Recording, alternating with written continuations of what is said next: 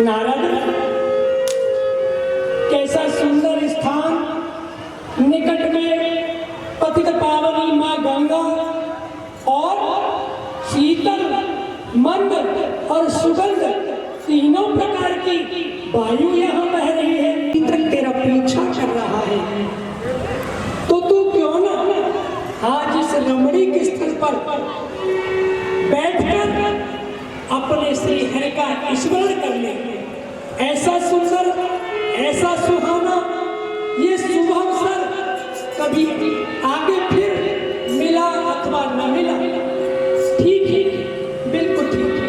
ये तो भूकंप आ जाता है, ऐसा तो कुछ हुआ नहीं है। कोई ऐसा ही कारण होगा जो लाल देव कह रहे हैं। जरा देखो तो सही, क्या कारण है? महाराज सिंहासन तो फेविकोल के जोड़ से जुड़ा हुआ है। कुछ नहीं है महाराज इसके नीचे। इसमें तो कुछ नहीं है, ये तो सभी जोड़ इसके मजबूत हैं। चलो देखो महाराज, हमें चारों ओर देखने के बाद केवल एक ब्रह्म ऋषि नारद जी तपस्या करते हुए दिखाई दिए, जो कि कई हजार वर्षों से तप में लीन हैं। क्या देव ऋषि नारद मेरे सिंहासन को पाने के लिए घोर तप कर रहे हैं? हाँ, समाधि लगाए हुए बैठे हैं और डिग नहीं। उन्हीं के तप बल से आपका सिंहासन हिल रहा है। फिर तो कालदेव, ये बड़ी चिंता का विषय है।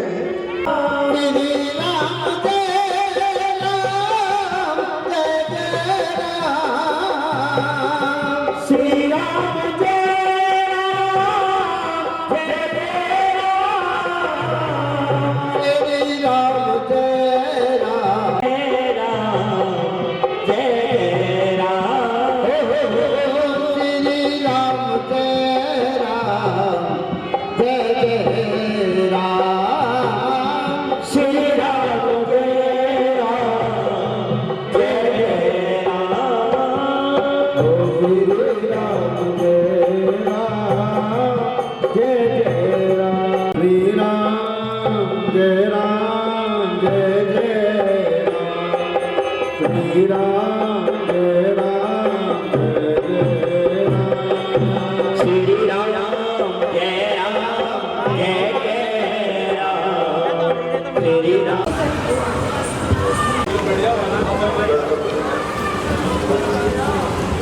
मित्र, आप मेरे सभी घनिष्ठ मित्रों से कि मैंने आपको तत्काल इसलिए बुलाया है कि देव ऋषि नारद मेरे सिंहासन को पाने के लिए घोर तप कर रहे हैं, और आप तो अच्छी तरह से 16 कलाओं में निपुण हैं। तो आप जाओ और उनकी तपस्या भंग करके मेरे सिंहासन को आप दिलाएं और उनके घोर तप से इस सिंहासन को बचाएं। राज का ध्यान चढ़ाओ, ले ऋतु राज समाज समय, काम तरंग सा पौड़ा जाए, काम कला रच के बहुआ, योग चुड़ा कर भोग जो ना करूं इतना स्वामी, आज से काम ना पकाऊं। नहीं मित्र, मुझे तो आपकी कलाओं पर पूर्ण विश्वास है। आप कभी निराश होकर लौटाते ही नहीं हो।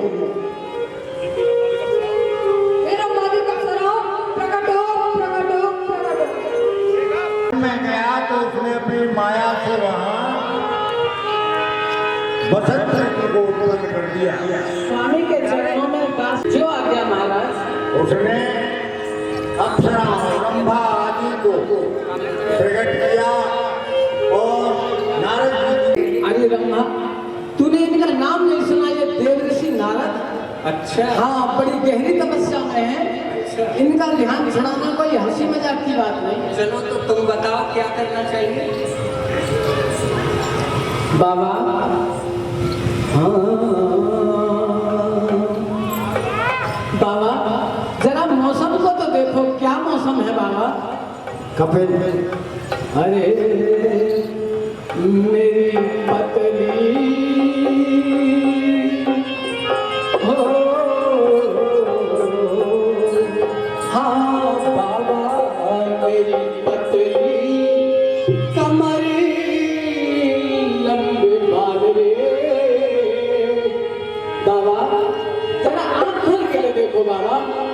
अरे मेरी पतली कमरे लंबे बाल रे नारद मन ठाड़ी रहूं के चली जाऊं रे नारद मन ठाड़ी रहूं के चली जाऊं रे नारद मन ठाड़ी रहूं के चली जाऊं रे नारद मन ठाड़ी रहूं के चली जाऊं रे मेरी पतली कमरे लंबे बाल रे मेरी पतली कमरे लंबे बाल रे नारद मोदी ठाड़ी रहूं के चली जाऊं रे नारद मोदी ठाड़ी रहूं के चली जाऊं रे सोने की थाली में भोजन परोसे सोने की थाली में भोजन परोसे सोने की थाली में भोजन परोसे सोने की थाली में भोजन परोसे बाबा तुम्हें अपने हाथ खिलाऊं रे नारद मुखारी रहूं के खिलाऊं मेरी पतली कमर लंबे बाल रे मेरी पतली कमर लंबे बाल रे नारद मुखारी रहूं के चली जाऊं रे नारद मुखारी रहूं के चली जाऊं रे सोने का लोटा गंगा जल पानी सोने का लोटा गंगा जल पानी सोने का लोटा गंगा जल पानी सोने का लोटा गंगा जल पानी हाँ तुम्हें अपने हाथ पिलाऊं रे नारद मोदी ठाड़ी रहूं के चली जाऊं रे नारद मोदी ठाड़ी रहूं के चली जाऊं रे हाँ मेरी पतली कमरे लंबे बाल रे नारद मोदी ठाड़ी ऐसा कौन सा साधु संत बड़े बड़े अत्रि ऋषि वशिष्ठ ऋषि गौतम ऋषि किसने अपना घर नहीं बसाया है बाबा और यहाँ तक के जब पता चलेगी जब बुढ़ापा आ गया ना रोटी देने वाली माँ होगी जब पता पड़ेगी तू सही कह रही है रम्मा बाबा यहाँ तक के ऋषि मुनियों की तो बात क्या देवताओं ने भी अपने ग्रह दिए है बाबा दो रोटी का सहारा तो देवताओं ने भी किया है देखो सृष्टि के रचयिता स्वयं ब्रह्मा जी माँ ब्रह्माणी के साथ और भगवान विष्णु क्षीर सागर में लक्ष्मी का सहारा देख लो बाबा बढ़ाते के लिए अरे हाँ नारद कहाँ रखो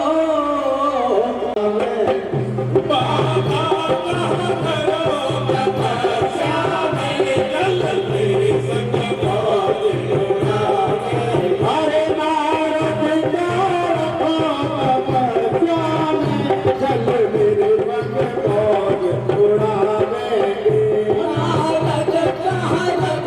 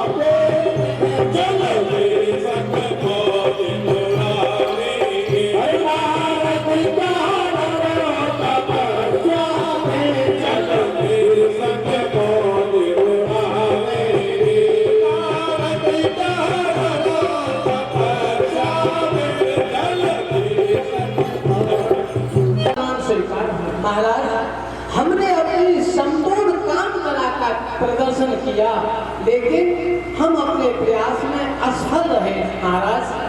देव ऋषि राजन की समाधि भंग तो क्या, हम उन्हें हिला तक भी न सके महाराज।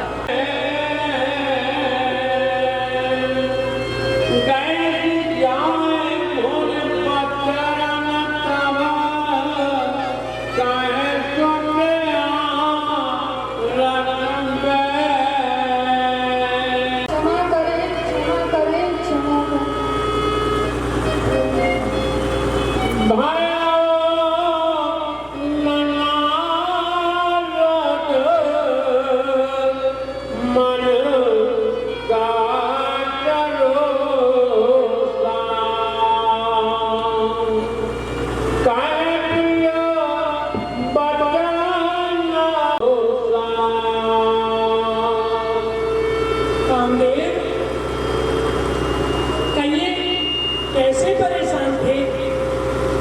हे मुनिराज, इस जगह आप तपस्या करने से देवराज इंद्र का सिंहासन जगमगा रहा था, अतः वह भयभीत होकर उन्होंने मुझे यहाँ भेजा है। अरे कामदेव, हम ऋषि मुनि किसी के आसन या सिंहासन के लिए तप नहीं करते। जाओ और जाकर अपने मित्र इंद्र को कहना कि संत लोग, तपस्वी लोग और ज्ञानी जन कभी आसन या सिंहासन या शासन या प्रशासन इसकी इच्छा नहीं करते। मैं तो बस ऐसे ही इधर हिमालय की वादियों में भ्रमण कर रहा था। यहाँ एक सुंदर स्थान देखकर, हिमालय की पावन गुफा देखकर, निकट में गंगा का पावन जल देखकर मेरा मन यहाँ भजन में रंग गया। मैं तो अपने श्री हरि कमलापति के ध्यान में लीन था। मेरा किसी के आसन या सिंहासन से कोई प्रयोजन नहीं है। कामदेव, आप निश्चित होकर जाइए और अपने मित्र इंद्र को कहना कि वो गलत सोच रहे हैं। हमें किसी के आसन और सिंहासन की कदापि कोई इच्छा नहीं है। मेरी ओर से आप भी निश्चित हो जाइए और जाकर अपने मित्र इंद्र को भी निर्भय और अभय दान दे दीजिए। नारद जी के मन में कोई रोष नहीं हुआ, कोई क्रोध नहीं आया। ठीक है। और बड़े शीतल वचन कहकर कामदेव, क्या सूत्र लाए हो? मित्र, बहुत ही अनोनी बात हो गई। मैंने ब्रह्मादिक अप्सराओं को भेजा, परंतु मुनिराज का तप भंग नहीं कर सका, और मैं स्वयं जाकर कुसुम बाण का भी संधान किया, परंतु वह भी विफल रह गया। अतः मुझे उनके चरणों में आकर अभय दान की भिक्षा मांगनी पड़ी और उनसे क्षमा याचना करनी पड़ी, और उन्होंने आपके लिए संदेश भेजा है। हम तो एक रंगते साधु हैं, हमें चाह नहीं है शासन की, हम 3 लोक का राज न लें, क्या करूं कुछ इंद्रासन। तो क्या देव ऋषि नारद मेरे सिंहासन को पाने के लिए घोर तप नहीं कर रहे थे? नहीं। ओहो, तो मैं तो बेकार ही चिंतित हो रहा था। चलो, आपने जाकर मेरे मन का ये भय दूर कर दिया। चलो, बहुत बहुत धन्यवाद। आप अपने प्रस्थान करें घर को।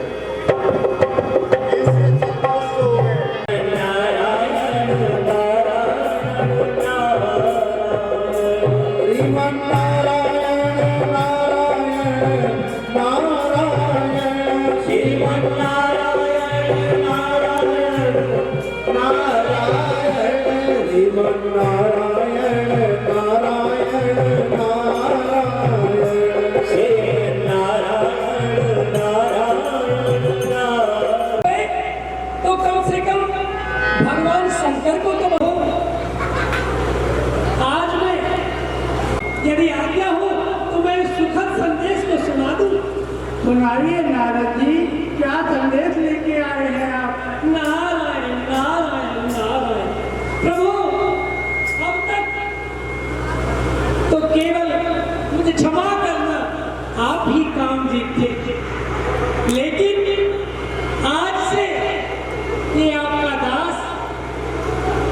नारद भी काम जीत हो गया है, काम जीत हो गया है।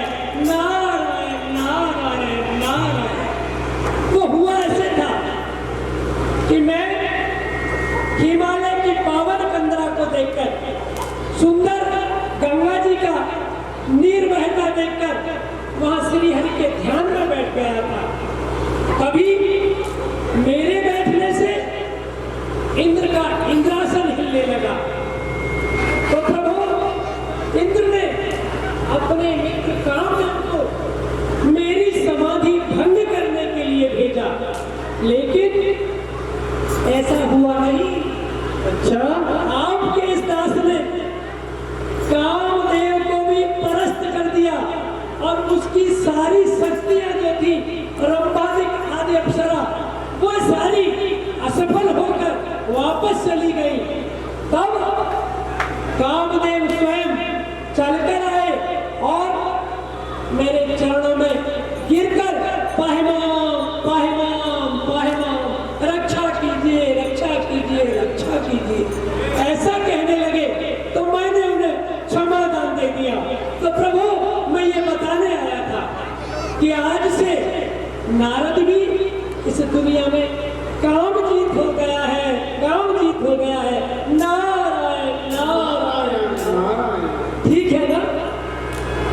हे नारद जी, जो यह बात आपने हमको बताई है, कृपा करके यह बात श्री हरि जी को न बताना। न बताए? ना नारद जी ना। अगर प्रसंग भी चले तब भी छिपाए। अगर कोई प्रसंग भी चले फिर भी मत बताना नारद जी। देख लो हो जाएगा, हमसे कम हो जाएगा, इसलिए कह रहे हैं कि उन्हें मत बताना। और अगर बात चले भी तो छुपा लेना, तुम मत कहना। क्यों नहीं कहेंगे साहब? आप बताओ, ना कहें क्या? अरे हमने जीता नहीं है कामदेव को, तो फिर कहेंगे और जरूर कहेंगे। और अब तो बिल्कुल कहेंगे, अगर पहले कहते या न कहते। लेकिन आसन पर बैठिए। विराजिए प्रभु, आप ही बड़े प्रसन्न होकर उनसे पूछने लगे, इतने दिन बाद कैसे आना है? हे मुनिराज, आज तो आपने मेरे ऊपर बड़े ही दिनों में आकर कृपा की है। हे प्रभु, तो कृपा क्या, बस एक सुखद समाचार लेकर मैं आपके पास आया हूँ। और ये समाचार आपको सुनाना नितांत आवश्यक था। यदि आज्ञा हो तो मैं वो समाचार और शुभ समाचार आपको सुना दूं। अवश्य मुनिराज। हाँ, आपसे तो ऐसी ही मुझे उम्मीद है। प्रभु हुआ ऐसा कि मैं हिमालय की पावन कंदरा में आपका श्री चरणों का ध्यान करते हुए वहाँ समाधि में लीन हो गए। और लीन होते होते होते होते मुझे नहीं पता कितना समय व्यतीत हो गया। तब इंद्र का इंद्रासन हिलने लगा।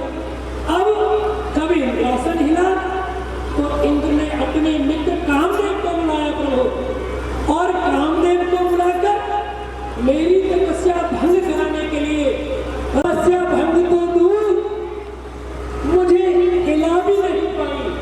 फिर उसके बाद कामदेव ने स्वयं भरसक प्रयास किए, और जब सब तरह से प्रयास करने के बाद कामदेव हार गया, तब प्रभु कामदेव आपके सेवक नारद के शरणागत होते हुए पाहिमाम पाहिमाम पाहिमाम ऐसा करके चरणों पर गिर पड़ा। तो प्रभु आज से ये आपका सेवक नारद भी अब काम जीत हो गया है। प्रभु अब तक तो केवल भगवान शंकर ही काम जीत थे, लेकिन आज से तो आपके सेवक का भी नाम काम जीत हो गया है। प्रभु काम जीत हो गया है। तो ये समाचार सुनाने के लिए मैं आपके पास यहाँ बैकुंठ धाम में पधारा था। ठीक है ना? शिव जी के द्वारा तो स्मरण करने मात्र से ही दूसरों पुत्रों के काम, क्रोध, मोह आदि का नाश होता है। ये सब आपके श्री चरणों में ही तो प्रताप है प्रभु, और क्या है?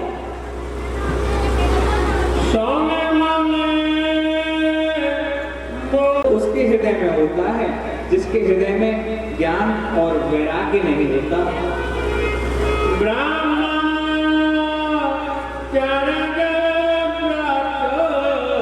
ब्रह्मचर्य व्रत का पालन करने वाले हैं, फिर भला कामदेव आपका क्या अहित कर सकता है?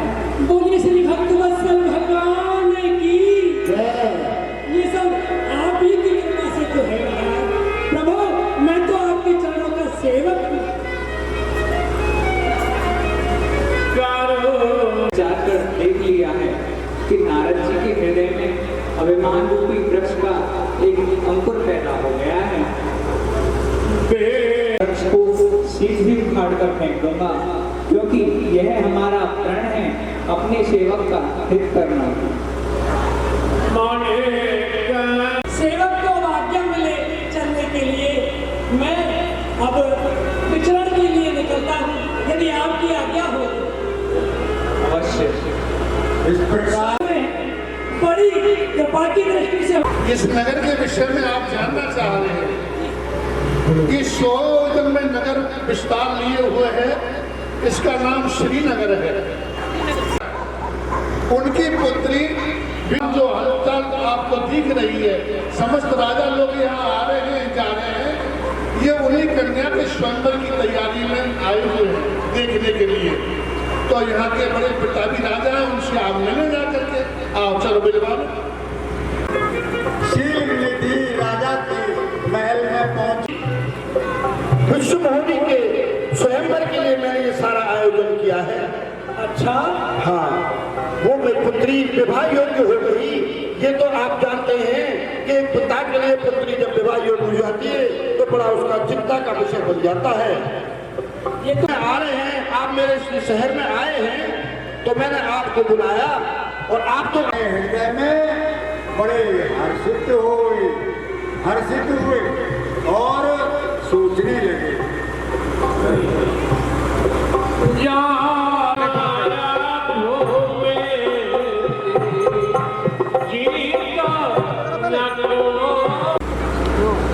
जो इस कन्या का वर्णन करेगा वो अमर हो जाएगा।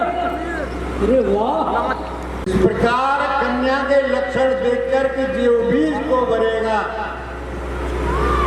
वो से संसार में कोई भी जीत नहीं सकेगा, और सब उसकी सेवा करें। कन्या का वर्ण करेगा, उसकी सेवा में रहेंगे, और समर भूमि में उसे कि ये कन्या किसी भी प्रकार से मेरा वर्ण कर ले, बस इसी में मेरा कल्याण और मेरी भलाई है।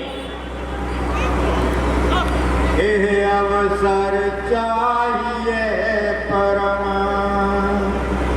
शोभा रूप विशाल, जो बिलो गिरिज कुंवरे तब मैं ले जय पर इसके लिए केवल एक युक्ति है। मुझे बहुत सुंदर तो इस समय रूप चाहिए, बेहद सुंदर, बेहद हस्तपुष्ट, बेहद शीलवान, गुणवान, ऐसा मुझे इस समय एक वैभव चाहिए। तभी ये कन्या समस्त राजाओं को छोड़कर सबसे सुंदर, सबसे बलवान, सबसे योग्य मुझे पाएगी तो जयमाला मेरे गले में डाल देगी। बस केवल एक यही उपाय है, और कोई दूसरा इसके अलावा उपाय है नहीं। मुझे कोई जीत नहीं पाएगा। नारायण, बस ये ठीक है। ऐसा सोचकर नारद जी राजन भाग्यशालिनी है, इसे जो भी बनेगा उसका भी कल्याण होगा, और ये जो आपके घर में जन्मी है आपका भी कल्याण होगा निश्चित, और इसे सुयोग्य वर मिलेगा। ऐसी हस्तरेखा इसके हाथ में पड़ी है। आप निश्चित होकर ये स्वयंवर कि प्रक्रिया को आगे बढ़ाइए। मैं चलता हूँ। नारायण नारायण नारायण।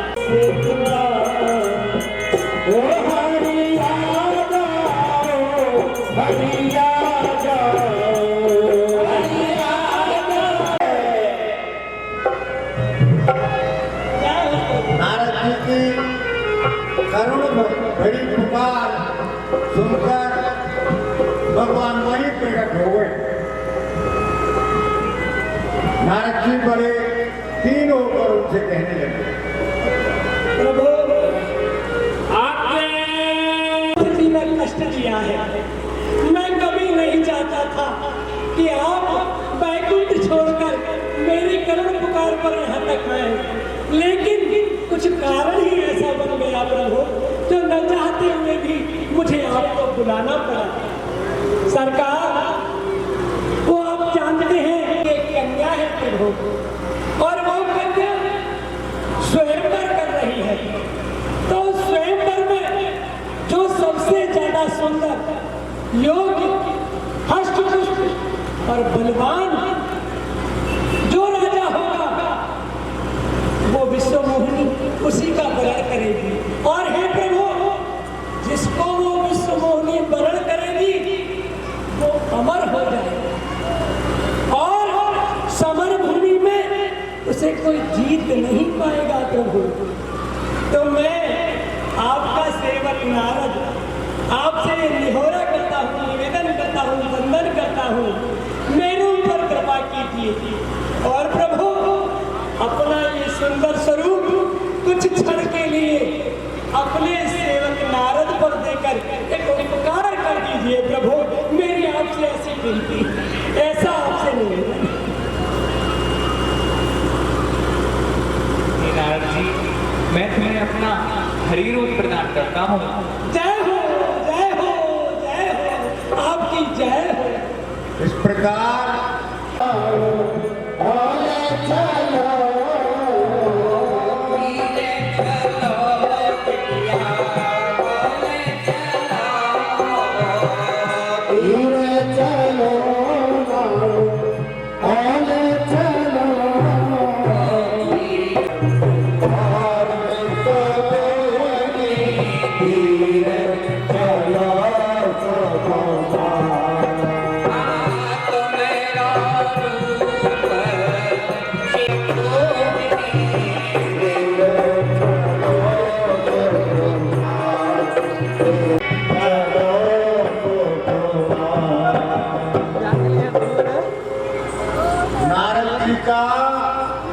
जब मरकट रूप देखा, बंदर का रूप देखा, तो कन्या को बड़ा क्रोध आया। ये दशा देखकर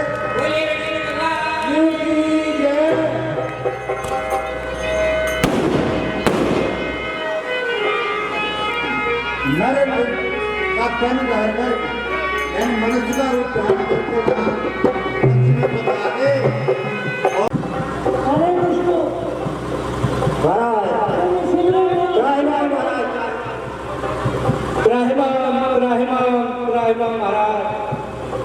तुम इसीलिए मेरी हंसी कर रहे थे? अच्छा, जाओ, मैं तुम्हें श्राप देता हूँ। नहीं, आज तुमने मेरी हंसी की है। तुम दोनों कपटी और पापी निशाचर हो जाए। नहीं महाराज,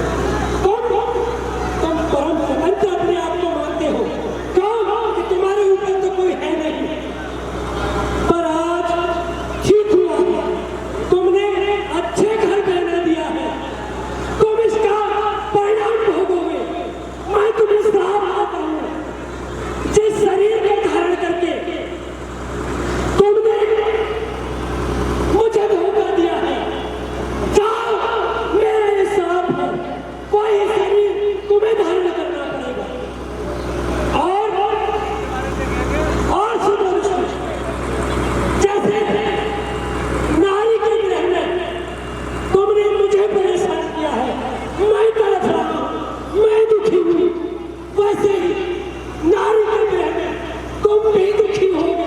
मैं तुम्हें यह भी श्राप देता हूं। विष्णु, मैं आज ज्वलंत हृदय से तुमसे कह रहा हूं, तुमने मेरे साथ अच्छा नहीं किया, तुमने मेरे साथ धोखा किया है। अरे स्वरूप नहीं देना था तो मना कर दिया होता, लेकिन यह कहाँ का न्याय है? जिसे मैं चाहता था उसे तुम ले आए। तुम्हारे पास का पहले से लक्ष्मी थी नहीं, तो के बाद चाल साथ हो बांधते हो और तुमने तो मेरी अभी बंदर की बना दी। तो एक और बात सुन लो, ये ही बंदर एक दिन तुम्हारे सहारा करेंगे, तुम्हारी सहायता करेंगे। ये भी मैं तुम्हें श्राप देता हूं।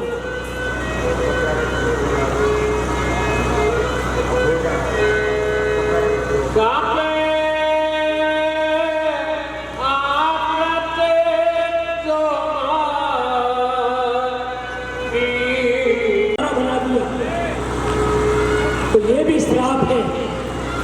जो मुझे बंदर का स्वरूप दिया है, वे ही बंदर तुम्हारी सहायता करेंगे और वो ही तुम्हारे सहायक होंगे जब तुम मनुष्य का रूप धारण करोगे। मामा कुछ भी तुम परेशान हो। एक दिन तुम भी उसी प्रकार से नारे के ग्रह में दुखी होगे। ये मेरा श्राप है। और प्रभु ने नारद